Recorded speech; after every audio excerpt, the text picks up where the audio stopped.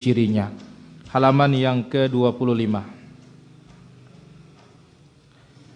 Al-Musannif hafizahullah ta'ala mengatakan, 4. Kapan seorang dikatakan ahlus sunnah? Kapan seseorang dikatakan apa? Ahlus sunnah wal jamaah.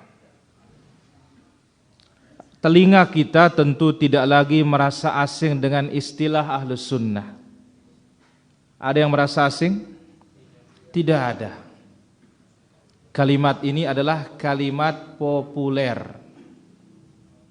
kalimat terkenal. Namun yang mungkin terasa janggal adalah banyak orang mengklaim sebagai pengikutnya yang benar. Banyak orang mengaku dirinya ahlus sunnah.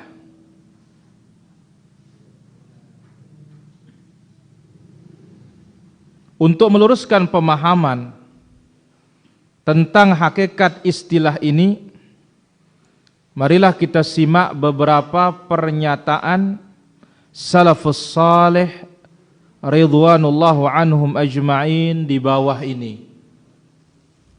Jadi kapan seorang dikatakan ahlus sunnah? Al-Imam Abul Qasim At-Taimi Al-Asbahani Asy-Syafi'i rahimahullah, beliau mengatakan, menurut pakar bahasa Arab, sunnah artinya cara dan jalan dalam melakukan sesuatu. Ini secara bahasa, cara atau jalan. Maka istilah fulan berada di atas sunnah, ompoleng di atas sunnah, ya, pekris di atas sunnah. Apa maknanya? Atau fulan seorang ahlus sunnah, maknanya adalah ia adalah orang yang perkataan dan perbuatannya sesuai dengan Quran dan sunnah. Perkataan dan perbuatannya sesuai dengan Al-Quran dan sunnah. Jadi timbangannya apa? Quran. Timbangan amalan kita adalah sunnah. Berarti kalimat ini kalimat besar. Ya, bukan kalimat ringan, tapi ini kalimat apa? Besar. Jadi amalan kita harus cocok dengan Quran, amalan kita juga harus cocok dengan sunnah. Cocok dengan Quran, cocok dengan hadis. Tepat dengan Quran, tepat dengan hadis.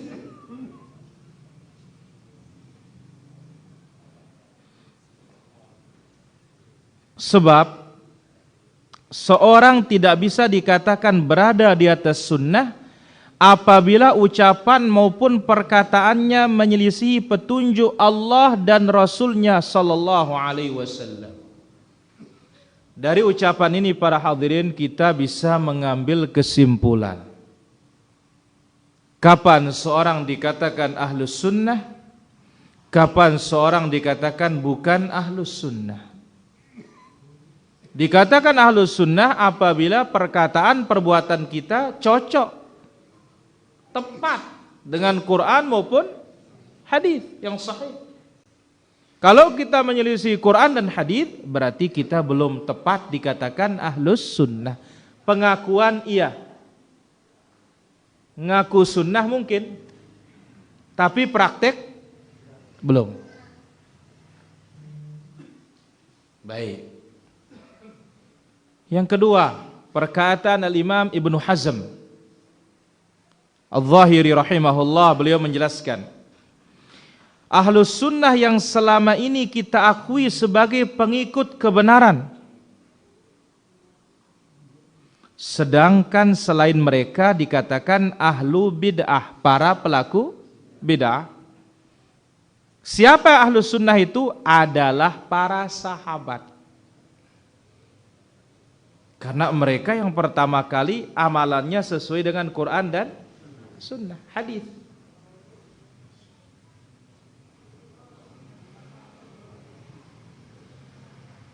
Siapa lagi ahlus sunnah? Para tabi'in terbaik yang mengikuti jejak para sahabat.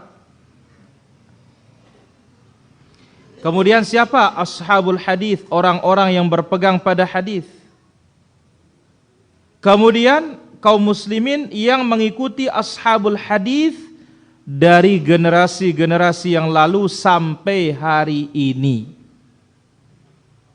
Ini dia dikatakan urutannya ahlus sunnah itu. Sahabat, tabi'un, ahlul hadis, wa man tabi'ahum bi ihsanin ila yaumiddin. Sahabat, tabi'in yang terbaik yang mengikuti jejak para sahabat, kemudian ashabul hadis, kemudian kaum muslimin yang mengikuti ashabul hadis.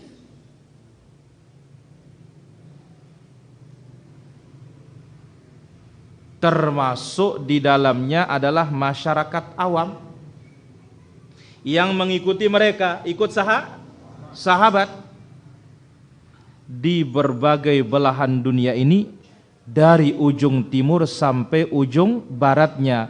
Semoga Allah merahmati mereka semua.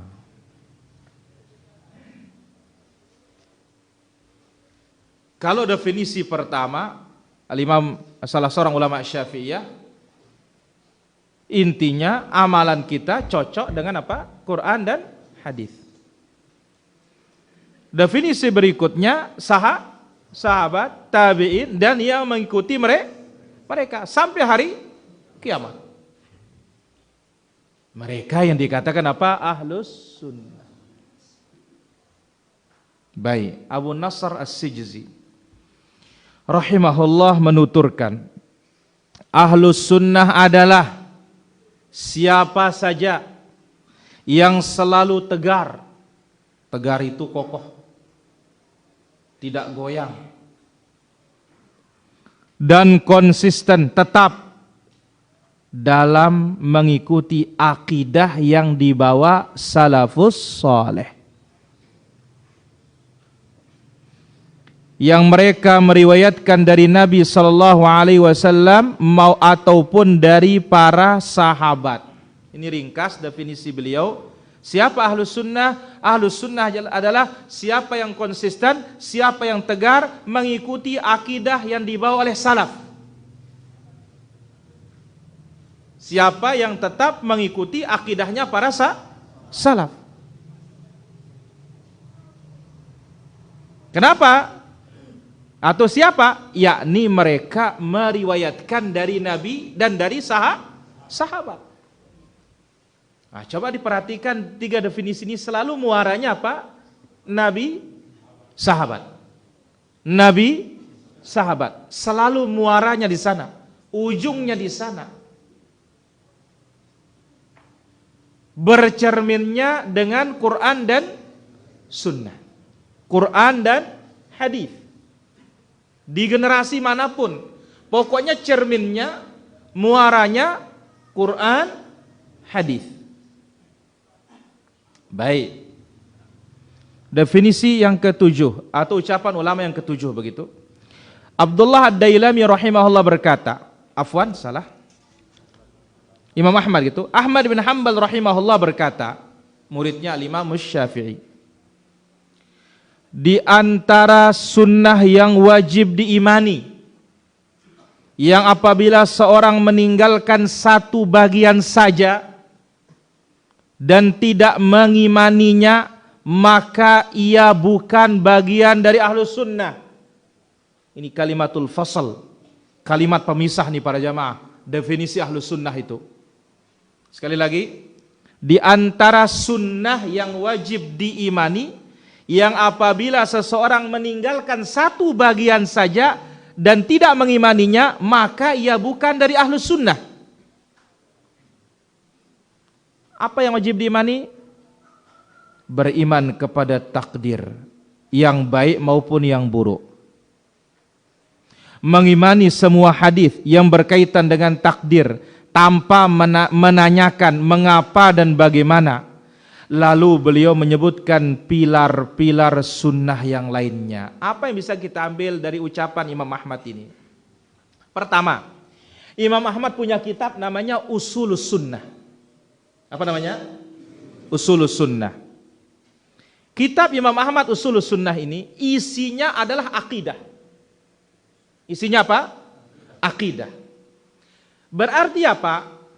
Kategori orang itu dikatakan ahlus sunnah apabila dia mengikuti akidah tersebut. Menyelisih salah satu prinsip bukan ahlus sunnah, tapi bukan keluar Islam, enggak. Menyelisih satu prinsip bukan ahlus sunnah, harus mengikuti semua prinsip itu. Nah, ini yang pertama. Dari yang kedua, menunjukkan apa ucapan ini? Orang itu dikatakan sunnah kalau akidahnya sunnah. Kalau akidahnya tidak sunnah, meskipun ibadahnya sunnah, belum sunnah. Maka di sini pentingnya belajar akidah, belajar prinsip. Ini maksud dari ucapan Imam Ahmad. Jadi kita bisa tahu orang ini sunnah atau tidak, lihat apa? Akidah dulu. Bagaimana imannya kepada Allah, benar apa tidak? Bagaimana imannya kepada malaikat, benar atau tidak? Bagaimana imannya kepada para rasul, benar atau tidak? Bagaimana imannya kepada hari kiamat, benar atau tidak? Bagaimana imannya kepada takdir, benar atau tidak? Kalau ada yang menyelisih salah satu prinsip iman ini, berarti bukan ahli sunnah. Jadi patokan Imam Ahmad, orang itu sunnah atau tidak, melihat apa? Akidah. Baik. Ini lebih mengerucut para jamaah. Kemudian ucapan Al-Imam Al-Barbahari rahimahullah ta'ala. Al-Imam Al-Barbahari punya kitab namanya Syarhus Sunnah. Kalau Imam Ahmad tadi apa? Ushulus Sunnah. Kalau Imam Al-Barbahari Syarhus Sunnah. Sunnah di sini maksudnya adalah akidah. Apa? Akidah. Apa kata beliau?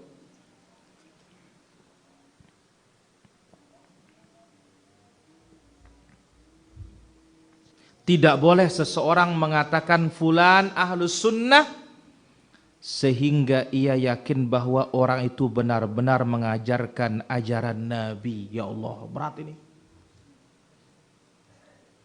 Berat nih para jamaah.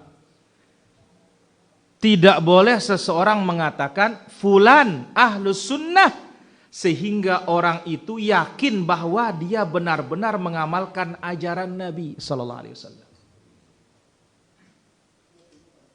Jadi ini nama bukan obralan.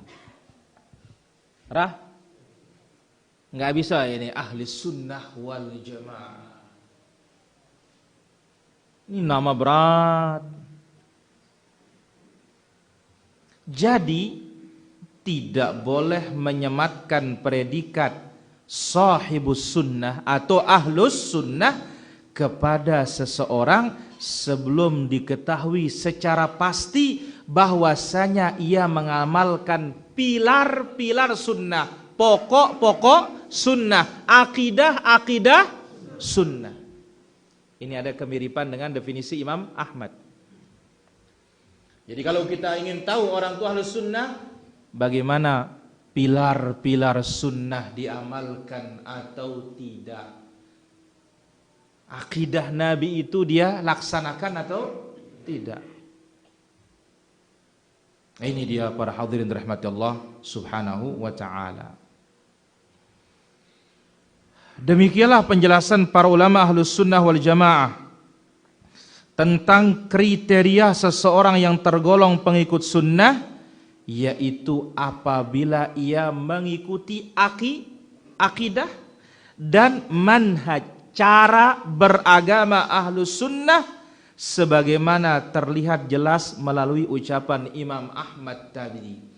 Jadi kalau pertama ahlus sunnah itu adalah mereka ya yang mengikuti Al-Quran dan hadits Nabi Sallallahu Alaihi Wasallam. Kita katakan semua ngaku dirinya ikut Quran dan hadits, nggak ada yang tidak. Tapi sekarang pada kenyataannya ini akidahnya bagaimana? Nah, ini dia. Di mana Allah, di mana-mana bandiniya wa janawah. Enggak, dia sudah ini. Sebab apa? Enggak ada Nabi mengatakan di mana-mana. Tidak ada Imam Ahmad mengatakan di mana-mana. Tidak ada Imam Syafi'i mengatakan di mana-mana. Kenapa? Ini adalah prinsip yang jelas. Jadi, ya, bukan lihat dia kunut apa tidak. Oh, kalau dia kunut berarti ahli bidah. Enggak. Bukan itu patokannya. Akidah. Pegang rukun iman yang 6. Bagaimana? Rububiyahnya bagaimana? Uluhiyahnya bagaimana? Asma sifatnya bagaimana? Dan ini yang paling banyak orang terjerumus nih para jamaah. Rububiyah, uluhiyah, asma was sifat. Mungkin kalau bab yang lainnya samalah. Tapi dalam bab ini nanti di dalam bab al-qada al-qadar, qadariyah, jabriyah menyelisihi.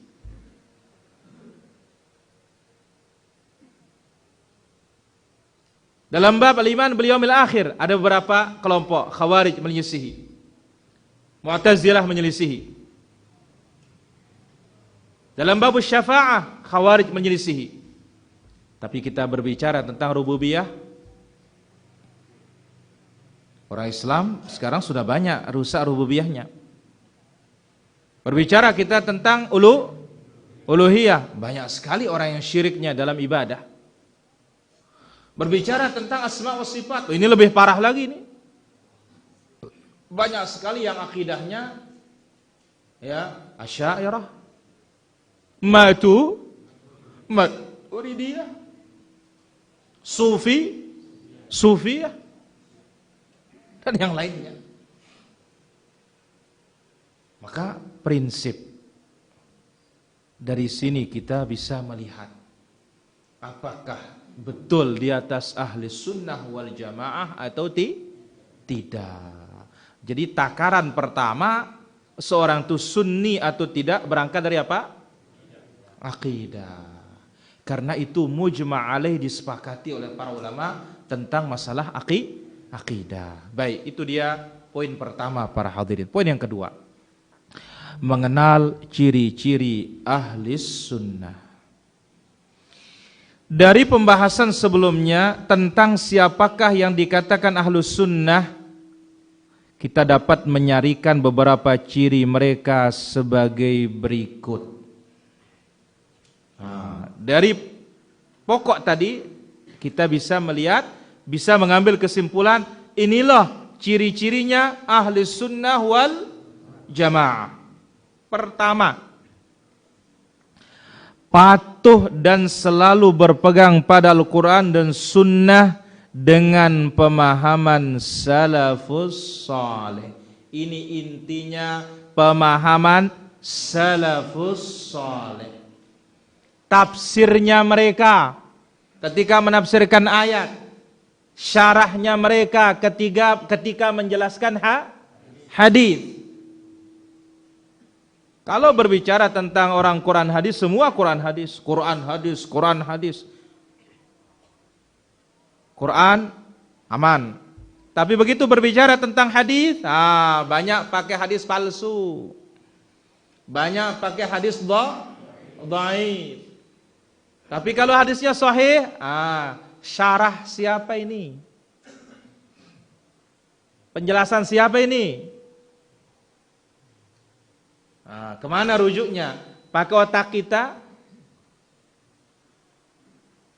Atau tafsirnya mutaakhirin, orang belakangan? Ini ciri yang pertama para jamaah. Ditekankan pemahaman salaf. Tafsirnya salaf. Ciri yang kedua, selalu taat dan tunduk kepada Allah dan Rasul-Nya, serta taat kepada para penguasa dalam hal kebaikan. Taat kepada Allah dan Rasul-Nya mutlak. Karena yang datang dari Al-Quran gak mungkin salah. Yang datang dari Nabi dalam hadis yang sahih juga tidak mungkin salah. Adapun kepada para penguasa termasuk para ulama, ini harus apa? Dalam hal kebaikan. Kalau dia bertentangan dengan dalil, kita tidak boleh ikut. Meskipun kita tidak memberontak. Tidak ikut, iya. Kenapa? Bertentangan dengan dalil. Tapi memberontak tidak. Dibuatkan kita misalkan PHBI, Panitia Hari Besar. Ternyata hari besarnya besar bid'ah semua. Ya nggak boleh lah kita taat. Tapi kita tidak berontak. Kita ingkari saja. Kita tidak ikut, selesai. Ya, saya jenggawi ya so nerima. Kita tidak ikut.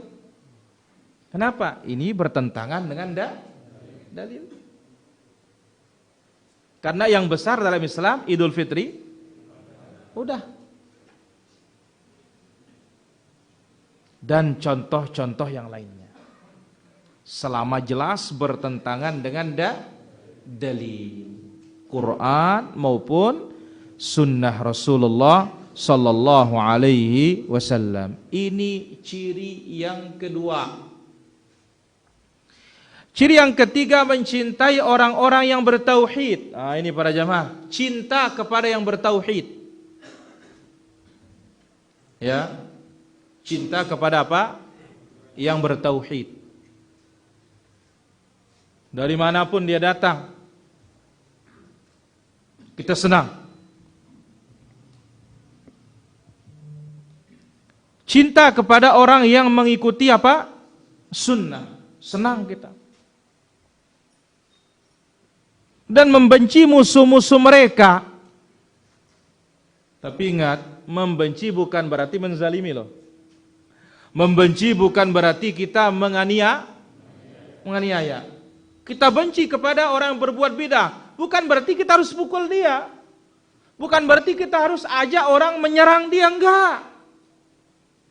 Karena kesalahannya kepada Allah dan Rasul itu yang kita tidak sukai. Dan itu amalun qalbi, amalan Ini perlu diperhatikan nih para jamaah.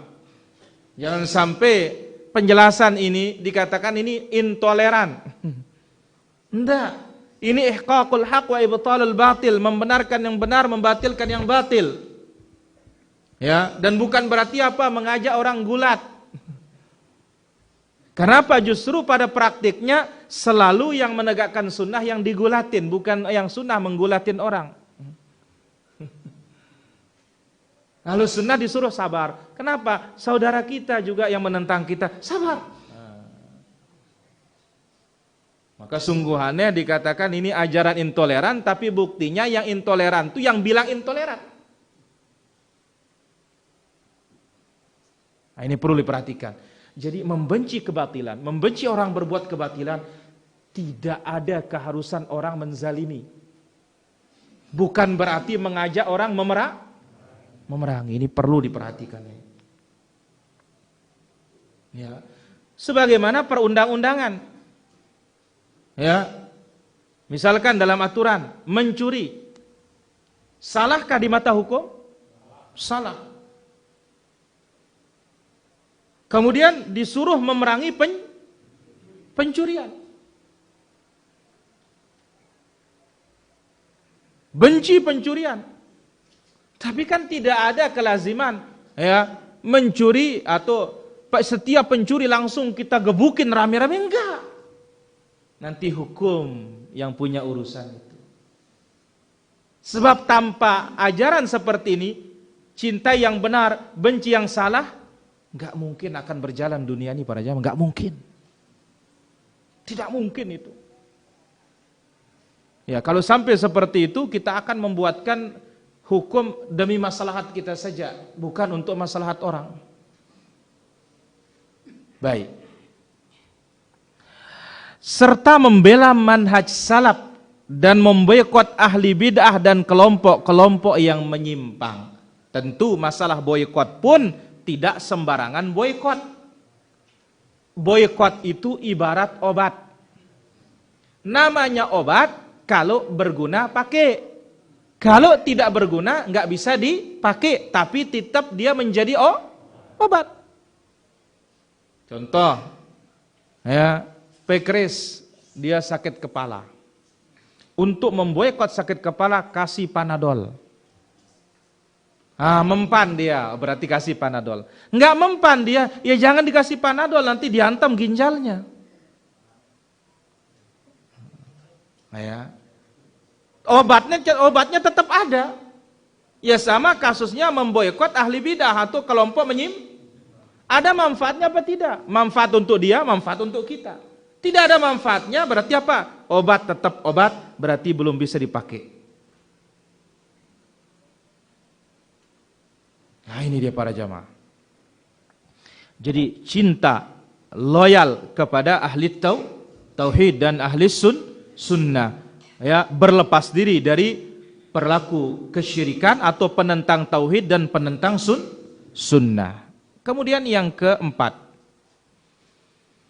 senantiasa dekat dengan para ulama ahlus sunnah. Kita nggak bisa jauh dari para ulama. Karena itu nasihat para ulama ussalaf. Di antaranya Ibn Mas'ud mengatakan, la yazalun nasu bi khair ma akhadhu an akabirihim. Kita ini tetap dalam kebaikan kalau menimba ilmu dari ulama-ulama besar. Alhamdulillah, kita ini dimudahkan para jamaah. Ya, dengan sarana sekarang ini, termasuk juga ulama pun mudah berpindah-pindah. Kita tidak bisa ke Mekah, tidak bisa ke Madinah, tidak bisa ke negeri-negeri Islam yang penuh dengan ulama, tapi ternyata ulamanya kita bisa datang ke sini. Alhamdulillah. Nah ini ciri mereka, dekat dengan para ulama ahlus sunnah.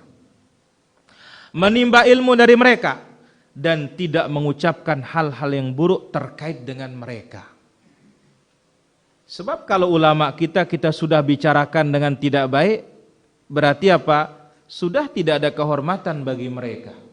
Dan kita ahlus sunnah punya prinsip sebagaimana sabda Nabi SAW, bukan termasuk golongan kami yang tidak mengetahui hak-hak orang alim. Yang tidak mengetahui hak-hak orang-orang alim. Jadi terus kita mendekat kepada para ulama. Yang kelima, tidak menyebarkan fitnah huru-hara di tengah umat Islam. Tidak itsaratul fitan, serta senantiasa bersama jamaah kaum muslimin dan imam pemimpin mereka. Tidak apa? Tidak membuat pecah belah. Mengajak orang untuk memprovokasi rakyat melawan penguasa. Menentang penguasa, membelot dari penguasa atau kudeta. Ahlus sunnah jauh dari itu. Jadi tidak menyebarkan fitnah di tengah-tengah umat, ini adalah ciri dari ahlus sunnah wal jamaah. Maka apa? Apa kata Al-Imam Al-Hasan Al-Basri rahimahullah ta'ala, atau Imam Syekhul Islam mengatakan, innal fitnata idza aqbalat la ya'rifuha illa al-alim. Fitnah itu kalau tiba, tidak ada yang tahu kalau itu fitnah kecuali orang berilmu. Tapi kalau fitnah itu berlalu, semua orang tahu itu adalah fitnah. Maka urusan besar, biarlah ulama yang membicarakannya.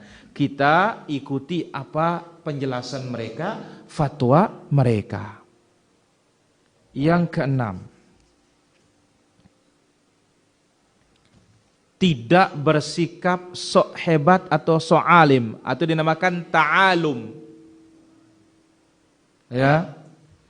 Juga tidak menyelisih para ulama dalam berfatwa mengenai permasalahan kontemporer, masalah-masalah baru. Biarlah para ulama kita yang berfatwa. Jangan kita ikut-ikutan berfatwa.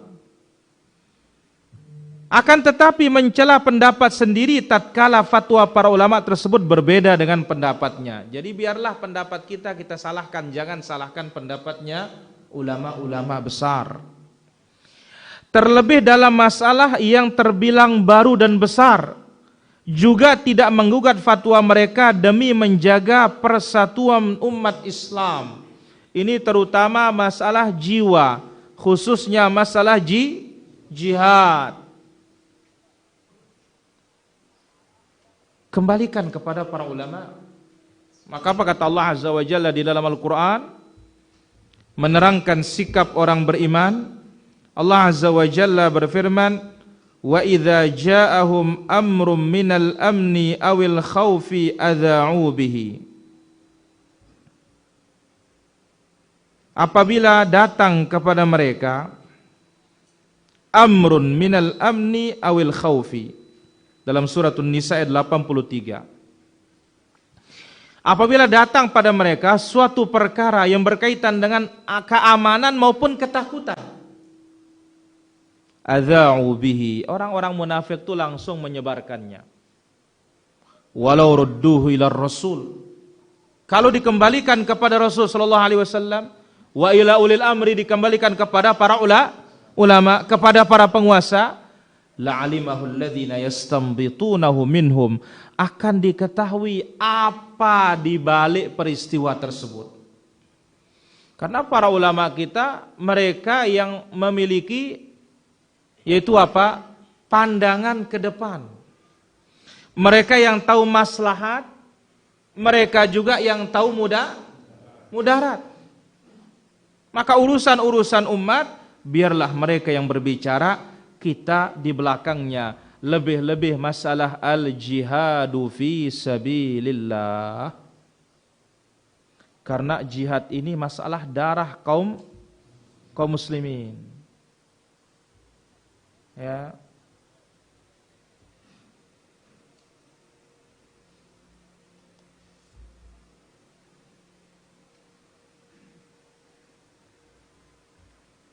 Baik.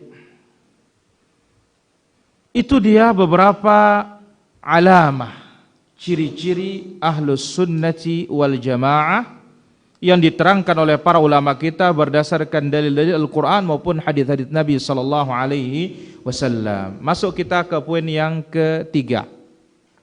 Beberapa penyebutan bagi ahlus sunnah wal jamaah, atau dinamakan apa? Asma, nama-nama ahlus sunnah wal jamaah.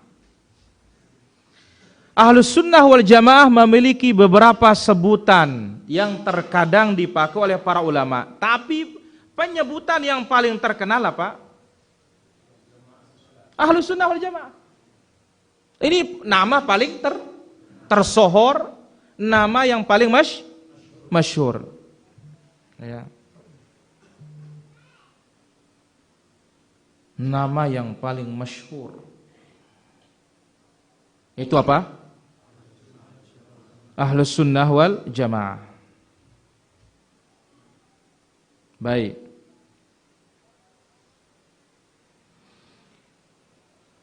Di antaranya adalah ada penyebutan sesuai dengan hadis. Ada juga nama karena mereka mempraktikkan Islam itu. Ada juga nama muncul untuk menyelisihi yang menyimpang. Baik. Ada namanya al-jamaah. Ada juga namanya salaf atau salafiyah. Ada juga namanya ahlul hadis. Ada juga namanya ahlul athar. Ada juga dinamakan jamaatul muslimin. Ada juga dinamakan al-firqatun najiyah. Ada juga namanya apa? At-taifatul mansurah. Ada juga namanya ahlul ittiba'. Ada juga namanya al-ghura. Ini nama-nama yang syar'i para jamaah. Nama-nama ada yang diambil dari dalil, ada diambil dari karena mereka mengamalkan Islam yang sesungguhnya.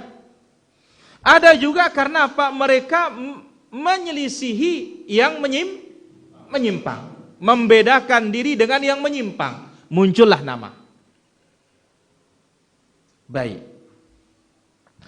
Salafus saleh, pendahulu yang saleh, ini adalah generasi pertama Ya, atau salafus soleh, generasi pertama. Siapa generasi pertama?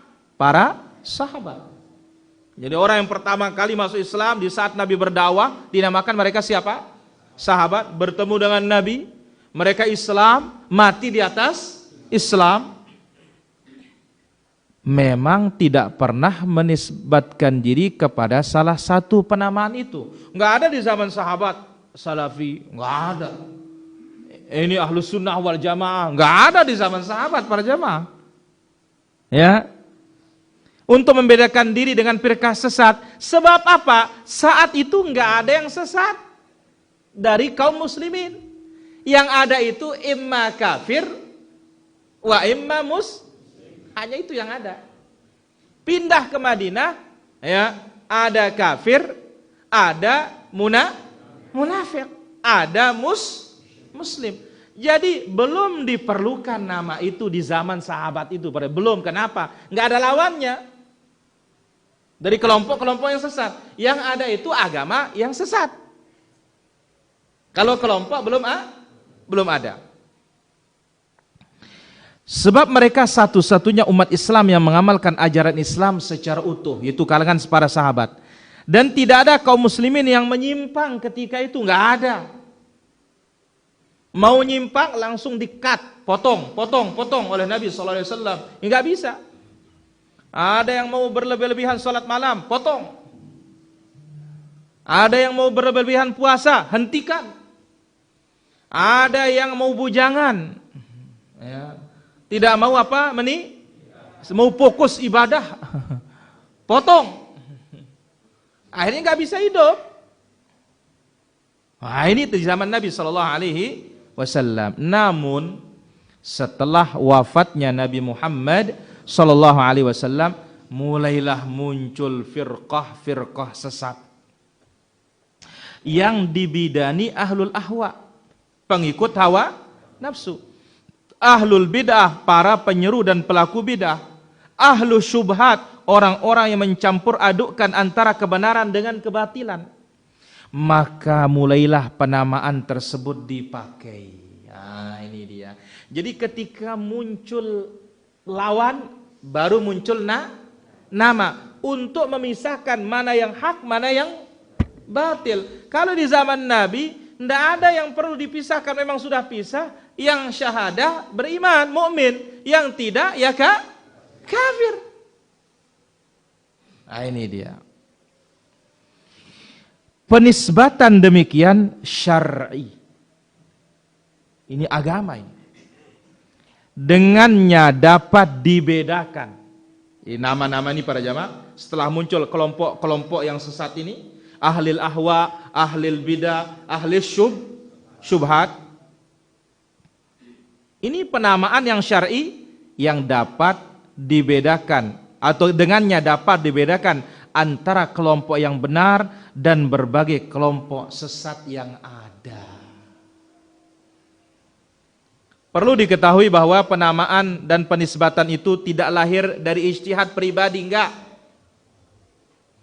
Tetapi bersumber dari hadis-hadis sahih, athar para sahabat, dan didukung oleh penjelasan para ulamaul hadis. Jadi bukan nama-nama itu adalah ijtihad pribadi, tidak. Baik, berikut di antara penyebutan bagi ahlus sunnati wal jamaah. Tentunya kita ambil dulu yang berdasarkan hadis Nabi SAW. Pertama, al-jamaah. Apa namanya? Dari sinilah muncul ahli sunnah wal jamaah. Baik. Penamaan ini berdasarkan sabda Nabi SAW yang diriwayatkan oleh Imam Abu Dawud, Ahmadul Hakim, dan disahihkan oleh Imam Al-Albani rahimahullah. Ala inna man qablakum min ahlil kitab iftaraku ala 72 millah. Ketahuilah bahwa ahlul kitab yang hidup sebelum kalian terpecah menjadi 72 golongan. Wa inna hadhil millah, dan umat Islam sataftariqu ala 73 akan terpecah belah menjadi 73 golongan. Thintani wa sab'una finnar, dan hanya thintani wa sab'una finnar, 72 golongan akan masuk neraka. Tapi ingat di sini para jamaah, tidak ada mengatakan apa? Mengatakan kekal, enggak. Ini namanya hadis ancaman. Dan tidak boleh orang menuduh dirinya lah, parani tetap neraka. Jangan tuduh diri. Oh, kita tidak pernah nuduh juga kok. Ini hadis ancaman. Ya. Hadis ancaman disebut sebagaimana datangnya. Biduni ta'yin, tanpa ditentukan. Yang penting kriterianya. Wa wahidatun fil jannah, dan hanya satu golongan dari mereka yang akan masuk surga. Siapa? Al-jamaah. Nah, al-jamaah ini ada tafsirnya para jamaah. Apa itu dalam hadis riwayat Imam Tirmidzi? Ma ana alaihi wa ashabi. Jamaah itu apa? Yang mengikuti aku dan mengikuti para sahabatku. Itu nama al-jamaah. Itulah Ahlus Sunnah wal Jamaah. Ikut Nabi dan ikut sahabat. Itu nama Ahlus Sunnati wal Jamaah. Maka oleh karena itu para ulama kita mengatakan summu bi ahli sunnati wal jamaah li'annahum tamayyazu bimizatain. Mereka dinamakan Ahlus Sunnah wal Jamaah karena mereka istimewa dengan dua hal. Pertama, annahum ijtama'u ala sunnah. Mereka itu berkumpul di atas sunnah. Yang mengumpulkan mereka, yang menyatukan mereka apa? Sunnah. Ini mizah yang pertama. Yang kedua, mereka itu apa? Mereka mengamalkan ajaran-ajaran Nabi Sallallahu Alaihi Wasallam. Ini keistimewaan mereka. Jadi berhaklah mereka dikatakan Ahlus Sunnah wal Jamaah. Kenapa? Karena mereka mengamalkan sunnah, dan di saat mereka mengamalkan sunnah, mereka itu yang menyatukan mereka. Maka ya hati-hati yang namanya al-furqah, pecah belah ini. Ya, yang membuat orang pecah belah bukan sunnah, tapi hawa nafsu. Mungkin ada orang ingin jadi pemimpin di sini, dia tidak diangkat jadi pemimpin. Buat kelompok lagi yang lain. Hati-hati ini. Jangan sampai sunnah itu menjadi apa? Batu loncatan. Yang korban itu sunnah dan kita jadi korban juga. Makanya hati-hati. Baik. Jadi kata-kata al-jamaah itu adalah istilah syar'i. Dan tafsirnya ma ana alaihi wa ashabi, yang ikut Nabi dan ikut sahabat. Maka betapa pentingnya akidah kita ikut Nabi dan sahabat.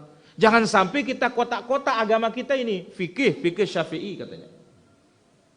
Akidah Asy'ari, tarekat Naqsyabandi.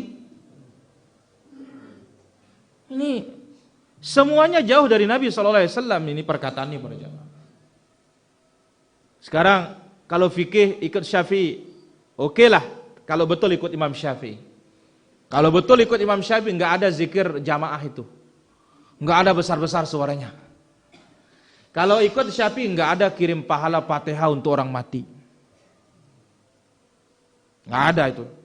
Kenapa itu Imam Syafi'i? Kalau ikut Syafi'i, nggak mungkin kita akan menolak hadis Nabi Sallallahu Alaihi Wasallam. Kenapa? Karena itu yang datang dari Imam Syafi'i. Tapi sekarang ini loh, yang lain nih ikut tarekat, akidah Asy'ari. Kenapa anda ikut Nabi dan sahabatnya saja? Atau kenapa anda sekalian ikut Imam Syafi'i? Ada apa? Loh kan sama Imam Syafi'i dengan Abul Hasan Asy'ari akidahnya. Di mana samanya? Kemudian tarekat Naqsyabandi, siapa Naqsyabandi ini para jamaah? Tidak dikenal, tidak disebut dalam Quran, tidak disebut dalam hadis, Tidak disebut oleh sahabat juga. Tidak disebut oleh Imam Syafi'i juga.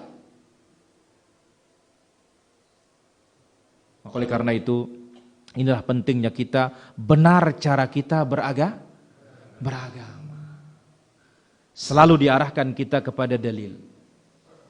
Qala Allah wa qala rasuluhu wa qala as-sahabah. Sebab Nabi mengatakan yang selamat al-jamaah. Siapa al-jamaah? Ma ana alaihi wa ashabi. Yang ikut aku dan ikut para sahabat.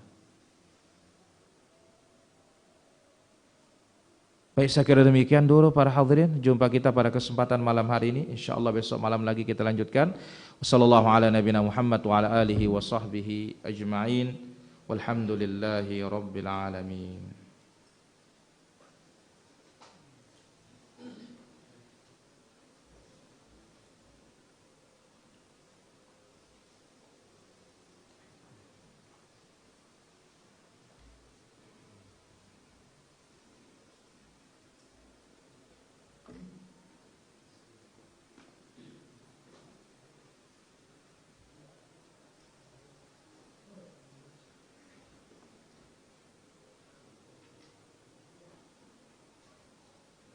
Baik, kita ambil beberapa pertanyaan di sini. Pertama,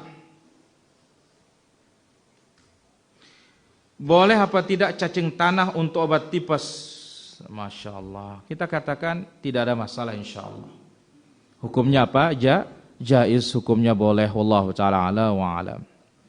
Saya menikah sudah 3 tahun, qadarullah belum punya anak. Jika suami berkata kita pisah, ikhtiar kita terakhir, kita sama-sama nikah dengan orang lain, apa ini sudah jatuh talak Ustadz? Ya kalau dia mau talak ya jatuh talak lah. Ya Allah ta'ala ala wa alam. Mengenai salat Jumat makmumnya kurang 40 katanya tidak sah, mohon penjelasannya. Tidak ada dalil yang sahih mengatakan harus 40 itu. Wallahu ta'ala ala wa alam. Kemudian pertanyaan berikutnya. Bolehkah kita menjamak salat di rumah karena jalan menuju masjid banjir, di dalam rumah pun tergenang air banjir?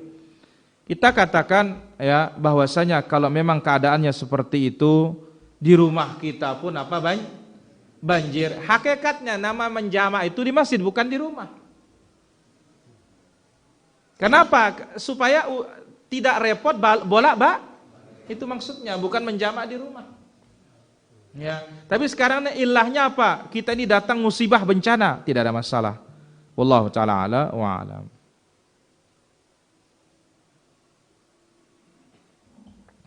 Bagaimana hukumnya kita berjamaah salat sabnya jarang-jarang karena takut corona?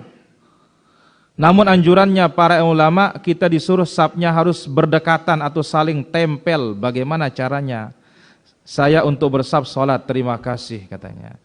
Kita katakan ya dilihat situasi dan kondisinya. Kalau kondisinya memaksa kita harus jarang ya jarang. Tapi kalau kondisi tidak ada memaksa kita harus jarang ya hukum asalnya kembali ke rapat sab itu. Ya, wallahu ta'ala ala wa alam. Baik, kita angkat dulu penelpon satu. Ya, halo. Assalamualaikum. Waalaikumsalam warahmatullahi. Silakan pertanyaannya.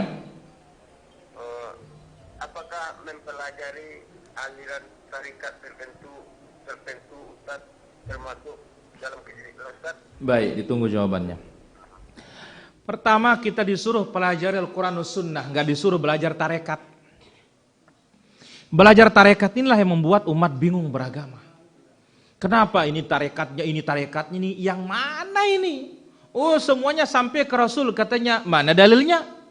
Oh yang pegang dalilnya ulama, kata mah ini musibah.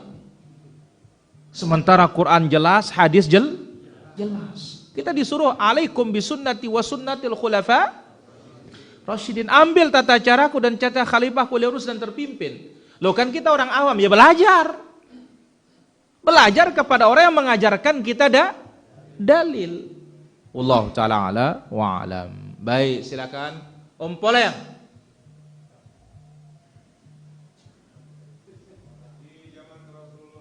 Allahumma shalli wa sallim alaihi.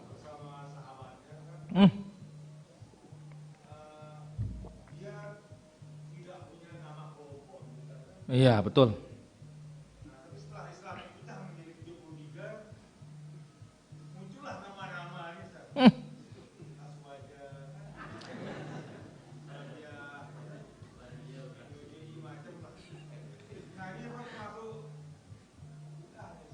La ilaha illallah.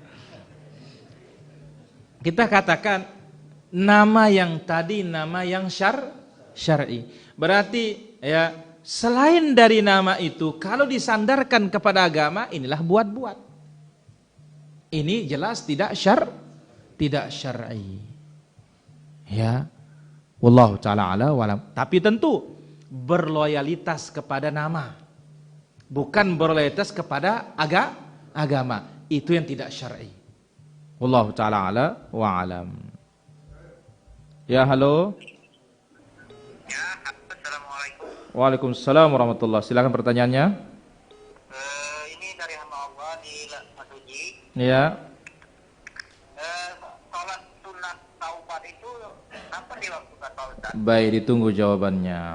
Ya, terima kasih. Ya, halo. Halo, assalamualaikum. Assalamualaikum warahmatullah. Silakan pertanyaannya. Apakah doa itu bisa merubah takdir, Ustaz? Baik, ditunggu jawabannya.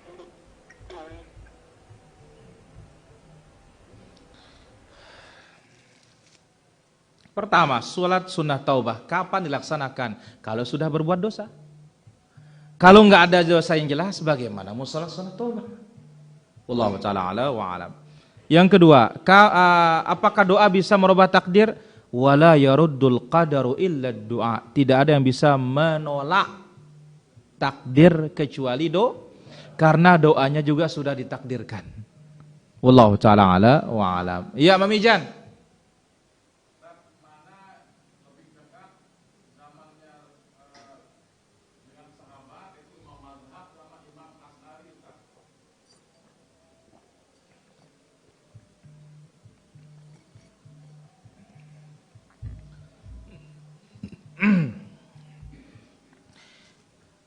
Jauh lebih dekat imam mazhab karena disebutkan bahwasanya Abul Hasan Al-Asy'ari terakhir itu dia mengikuti mazhabnya Imam Ahmad dalam akidah.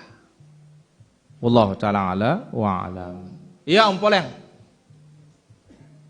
Setiap muslim itu wajib hukumnya untuk ilmu syar'i. Maka bagi orang yang tidak menuntut ilmu itu makanya telah sombong. Tahu betul. Terus?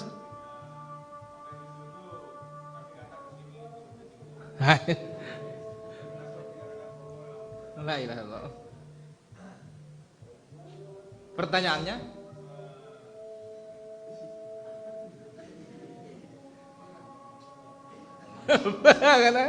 Hilang di tengah cepak kon hilang pertanyaan ini.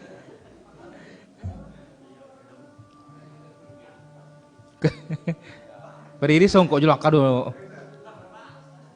Jadi bagaimana dengan orang yang jarang menuntut ilmu itu? Apakah dia bisa dikatakan sombong juga? Pertama, Om, dari mana itu penjelasan mengatakan yang tidak menuntut ilmu sombong itu? Mbak udah dengar. Dia menganggap dirinya bisa. Ya belum tentu dong. Dari mana tahu menganggap dirinya bisa? Mungkin dia tidak sempat.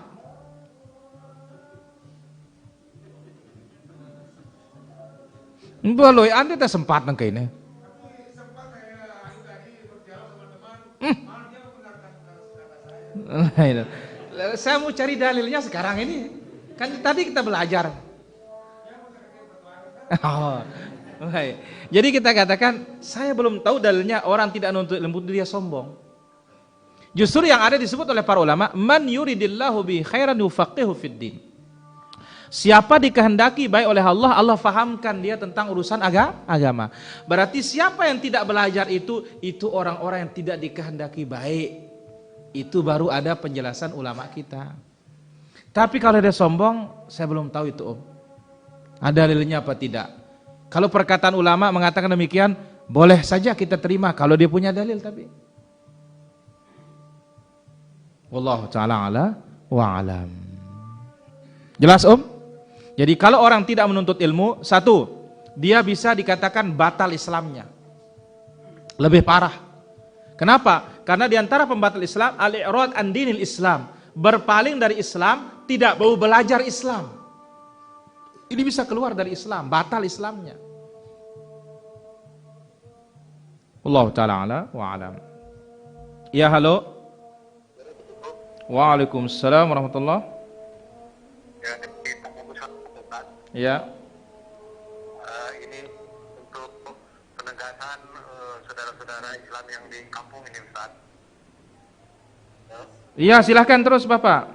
Ya, boleh tidak membuat suatu banner yang isinya ini adalah sebuah kritik pedas dari Imam Syafi'i bangsa Arab, yang isinya bahwa Imam Syafi'i itu ternyata membenci dengan bid'ah ahli 1 sampai 7 hari.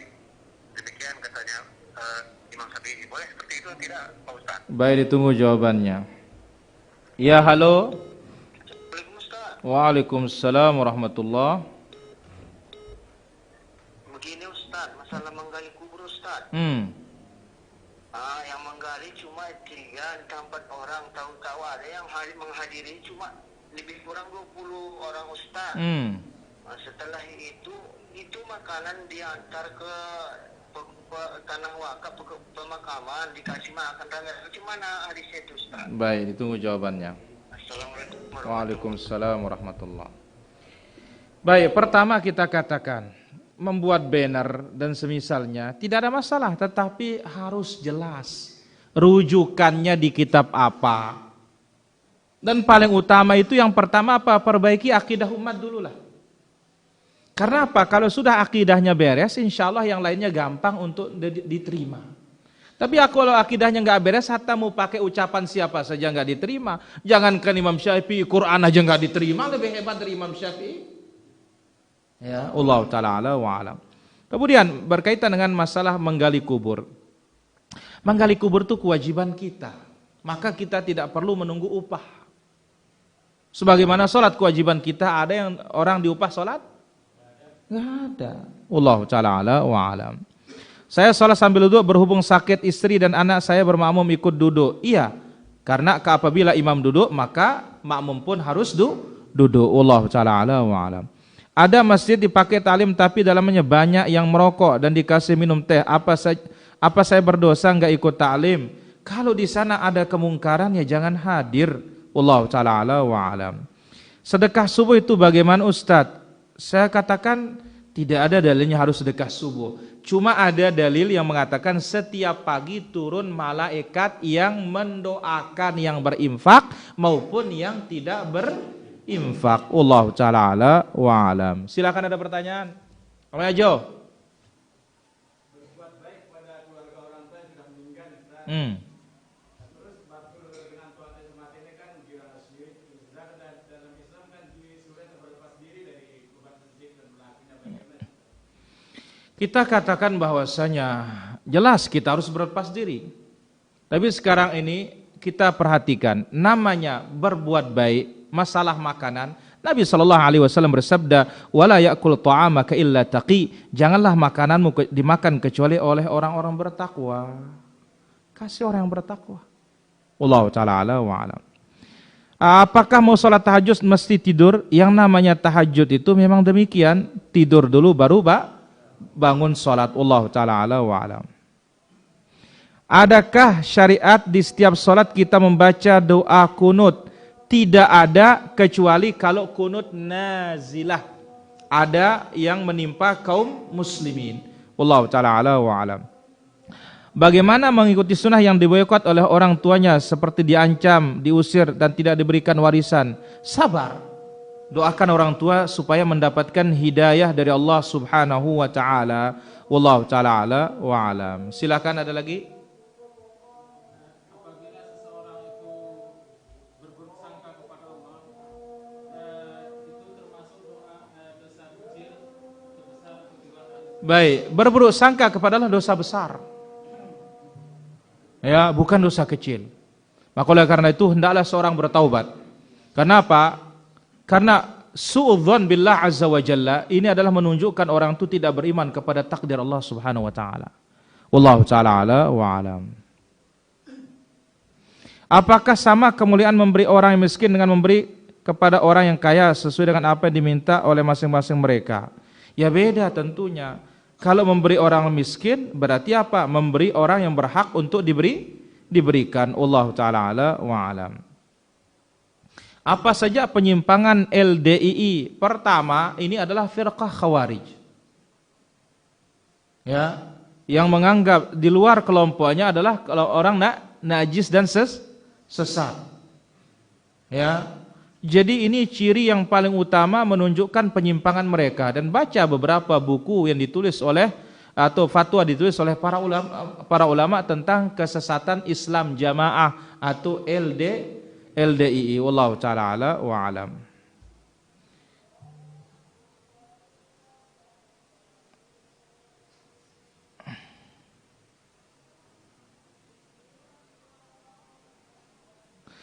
Kelirukah saya saat sholat berjamaah salam paling akhir dan jeda agak lama dengan imam? Ya keliru. Kenapa? Tidak mutaba'atul imam, tidak mengikuti imam. Allah taala ala wa alam. Ada lagi? Ya, guru pedal. Dulu ini Ustaz kita dengar ada seseorang yang memelihara burung. Burungnya sangat indah sekali, suaranya tapi Sangat indah suaranya atau merdu suaranya? setelah itu orang yang punya ini bertanda ada tamu ini tutup sejam kita nunggu, tidak ada muncul tamunya, bagaimana? Ya syirik. Kenapa tatayyur? Percaya dengan suara burung. Allah taala ala wa alam. Menukar uang 100.000 dengan 5.000-an 20 lembar. Dengan menambah 5.000 jadi 105 untuk jasa tukar uang, boleh atau tidak? Kalau lewat maklarnya kita upah dia 5.000, tidak ada masalah. Tapi menukar kepada tempat kita itu yang kita tambah riba. Wallahu taala ala wa alam. Ada lagi pertanyaan? Senul. Allahumma shalli wa sallim alaihi.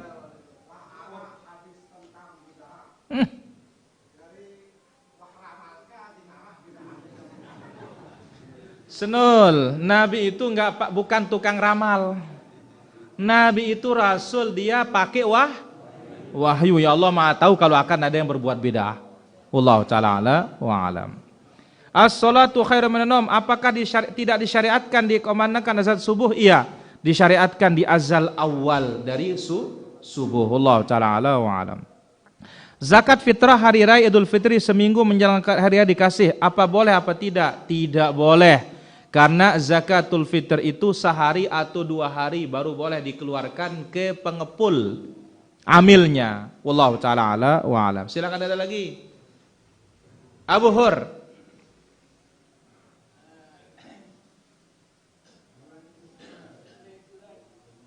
Sekali ini jana, ini 2. No. Parana 2 sih ompol yang bro.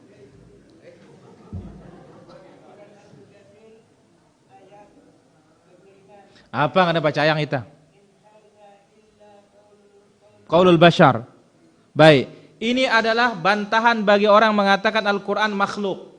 Kenapa? Karena yang mengatakan in hadza illa qaulul bashar, Quran ini ucapan manusia, Allah mengancamnya sauslihi sakor, aku masukkan dia ke dalam neraka sakor. Wallahu taala ala wa alam.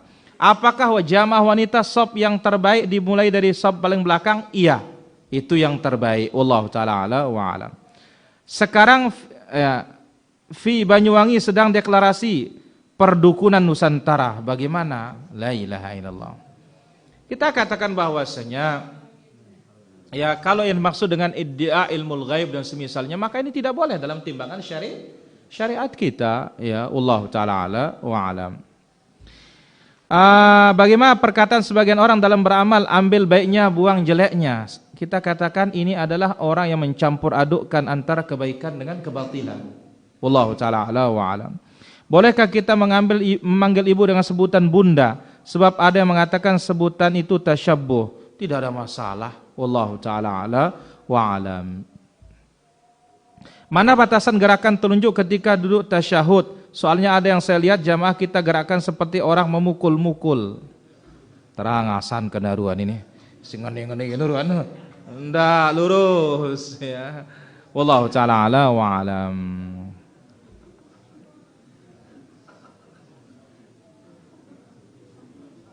Silakan, ada pertanyaan. Rasid Ridho.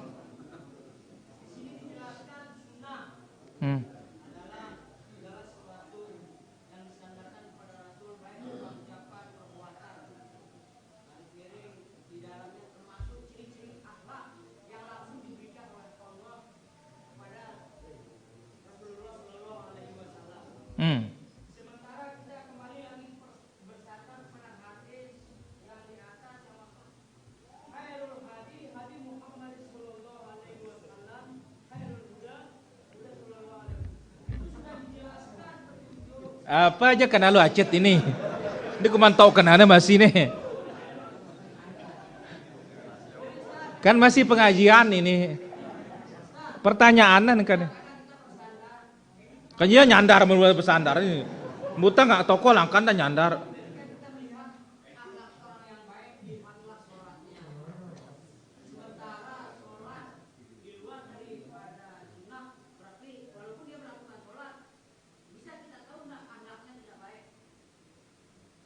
Pertama, Cid, ya kita ini belajar bukan hukumi orang, hukumi diri kita dulu.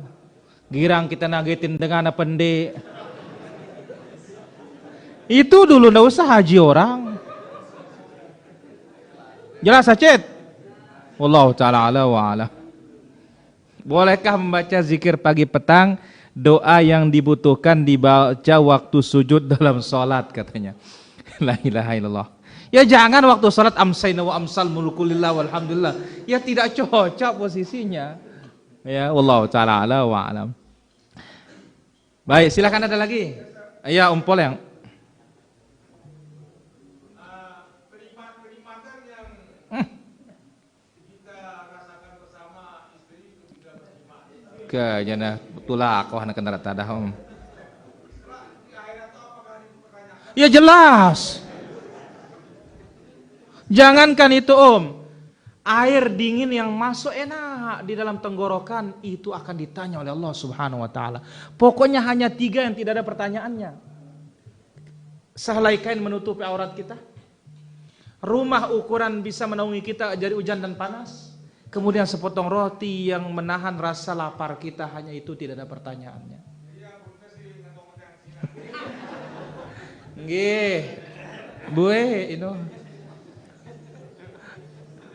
Allah ta'ala ala wa alam. Ya halo. Waalaikumsalam warahmatullahi. Ya. Tolong ajarin saya apa itu niat sholat, zakat, apa itu ajaran yang sunnah. Baik, ditunggu jawabannya. Barakallahu fikum. Ya, terima kasih. Assalamualaikum. Waalaikumsalam warahmatullahi. Ya halo. Halo, assalamualaikum Pak Ustaz. Waalaikumsalam warahmatullahi. Apakah saat ini sudah ada sebangsa makhluk jin atau manusia yang masuk di dalam surga atau neraka? Baik, itu. Baik. Assalamualaikum. Waalaikumsalam warahmatullahi. Ya halo. Waalaikumsalam warahmatullahi. Semoga Pak Ustaz dikasih kesehatan, ini kita terus ngikutin di TV ini. Ya silakan, amin. Silakan pertanyaannya. Maksudnya, apakah kita perlu angkat tangan doa di khutbah kedua hari Jumat? Baik, ditunggu jawabannya. Waalaikumsalam warahmatullahi. Pertama, tolong ajarkan niat. Salat, puasa, yang lainnya yang sesuai dengan sunnah. Niat itu enggak perlu dilafazkan. Nama niat itu keinginan.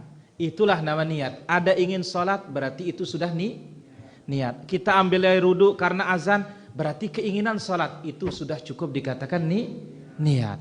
Karena ingat, orang sehat tidak mungkin tidak punya niat untuk berbuat. Wallahu ta'ala ala wa alam. Pertanyaan yang kedua, apakah sudah ada golongan manusia yang sudah masuk ke dalam surga? Sudah ada. Ya, sudah ada. Tapi penentuannya yang hakiki masuk dengan jasadnya, dengan badannya kelak pada hari kiamat. Siapa yang sudah masuk surga? Orang mati syahid. Ditaruh di tembolok burung berwarna hijau, terbang dalam surga, hinggap ke sana kemari, bergelantungan di bawah arasy. Sudah ada.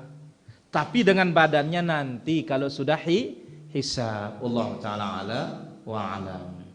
Itu pertanyaan yang kedua. Pertanyaan yang ketiga, apa tadi? Ada yang ingat? Mengangkat tangan. Apakah boleh mengangkat tangan waktu berdoa saat khutbah Jumat? Tidak ada dalilnya bagi makmum. Kecuali istisqa, minta hujan. Adapun imam cukup isyarat saja. Wallahu taala ala wa alam. Hasan, kenapa ngangkat-ngangkat Hasan? Apa pertanyaannya? Kalau sholat mau baca Fatihah, apakah harus dimulai dengan ta'awudz? Ya mesti. Karena Nabi Allah Azza wa Jalla berfirman, "Wa idza qara'tal Qur'an fasta'idz billah." Apabila engkau membaca Quran, ta'awudz. Wallahu taala ala wa alam. Kita disunahkan kalau hujan sholat di rumah. Pertanyaan, hujan lebat atau hujan tidak lebat? La ilaha illallah. Pertama, hujan basah kita ke masjid. Itu dia. Ya. Kenapa? Namanya hujan ini otomatis kita tidak bisa ngukur bahwasanya ini hujan akan lebat atau tidak. Intinya sekarang keluar basah. Itu sudah hujan membolehkan orang untuk menjamak di masjid, kemudian tidak ke masjid yang di rumah. Ada payung, betul atasnya dipayungin tapi kakinya enggak ada payungnya. Kenapa? Karena Nabi SAW keluar rumah masuk masjid, keluar masjid tapi dia jamak di masjid. Allah taala ala wa alam. Baik, ada lagi pertanyaan? Abu Izzi dulu. Wah, ada guru.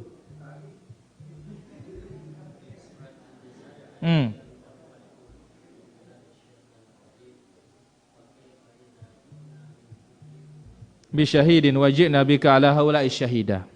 Pertanyaan. Fa kaifa idza ji'na? Bagaimana sekiranya kelak pada hari kiamat kami bawakan dari setiap umat itu ada saksinya dan kami datangkan engkau ya Muhammad menjadi saksi atas umatmu semua. Di sini Nabi SAW menangis. Wallahu taala ala wa alam. Bisakah kita gabung pahala puasa sunnah dengan puasa wajib? Tidak bisa. Karena ini babnya berbeda. Wallahu taala ala wa alam. Ya, Burisan.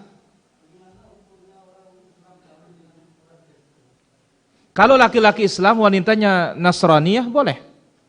Tetapi fatwa para ulama mengatakan sebaiknya jangan.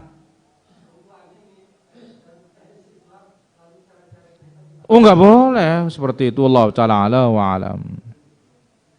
Apakah dengan belajar dari TV bisa dikatakan menuntut ilmu? Iya, menuntut ilmu. Allah taala ala wa alam. Saya punya uang 60 juta, saya pakai beli setiap tahun, saya bayar zakatnya. Apakah tindakan saya benar? Kita katakan 60 juta, apakah mencapai harga uang atau emas 85 gram? Harus mencapai itu dulu. Wallahu ta'ala ala wa alam. Saya kira demikian apa yang bisa kita ambil pada kesempatan malam hari ini. InsyaAllah nanti lagi besok malam kita lanjutkan. Wallahu ta'ala ala wa alam. Subhanakallah wa bihamdik. Asyhadu an la ilaha illa anta astaghfiruka wa atubu ilaik. Wassalamualaikum warahmatullahi wabarakatuh. Ya, Kamat